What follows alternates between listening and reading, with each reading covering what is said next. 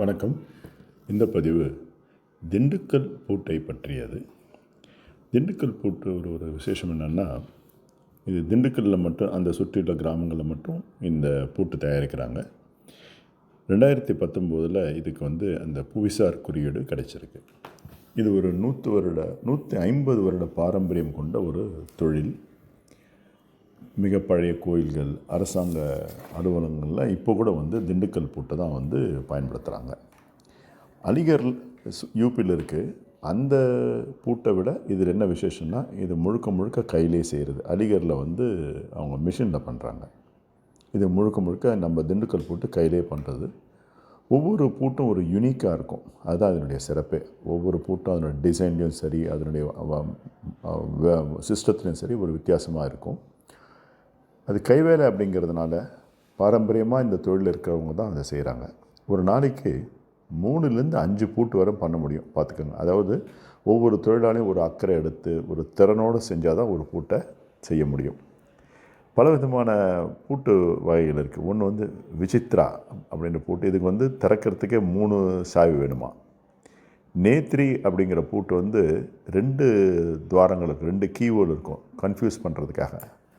மாங்காய் பூட்டுன்றது ரொம்ப ஃபேமஸாக இருக்குது. அது மாங்காய் மாதிரியே இருக்கும். அது தவிர கொலகாரன் பூட்டுன்னு ஒன்று இருக்குது. அந்த கொலகாரன் பூட்டு என்னென்னா, அது யாராவது திறக்க முயற்சி பண்ணாக்கா ஒரு கத்தி மாதிரி வெளியில் அந்த கையால் கீறி விட்டுடும். அதனால தான் அந்த காலத்தில் என்ன பண்ணுவாங்களாம், அந்த திண்டுக்கல் பூட்டு இருந்ததுன்னா அந்த மாதிரி திருட வந்தவங்க கூட அந்த பூட்டை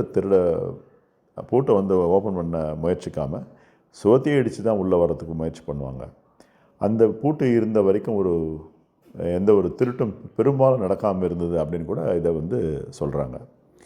இதுக்கு ஜிஐ டேக் கிடச்சிருக்குன்னு முதலே சொன்னேன். 2019 கிடச்சிருக்கு. இப்போது நவீன காலத்தில் நிறைய செக்யூரிட்டி சிஸ்டம்ஸ்லாம் வந்த பிறகு இந்த மாதிரி பூட்டுகளுக்கு கொஞ்சம் கொஞ்சமாக மார்க்கெட் போயிட்டுருக்கு. ஆனால் இந்த ஜிஐ டேக் வந்திருக்கிறதுனால இதே ஒரு எக்ஸ்போர்ட் மார்க்கெட்டிங்னு சொல்லி ஒரு முயற்சி எடுத்தால் உலக அளவில் இதை நம்ம விற்க முடியும். குறிப்பாக பேங்க் லாக்கர்ஸ்க்கெலாம் இதுக்கு நிச்சயமாக தேவை. உலகம் முழுக்க இருக்க பேங்க் லாக்கர்ஸ்க்கு நம்மளால் கொண்டு போக முடிஞ்சால் அங்கே இருக்கிற அந்த பூட்டு தொழிலாளர்களுக்கு இது ஒரு வாழ்க்கை தரமே மாற்ற முடியும். நம்ம செய்ய வேண்டியதெல்லாம் அகெயின்ஸ்ட் ஆர்டர் தான் செய்யணும். கொஞ்சம் மெனக்கட்டு இது பண்ணோன்னா சோஷியல் மீடியாவில் இதை பெருசாக நம்ம கொண்டு போனோன்னா ஒரு 1 to 3 இயர்ஸில் இந்த பூட்டு இண்டஸ்ட்ரியை நம்ம பெருசாகவே ரிவைவ் பண்ணிடலாம்.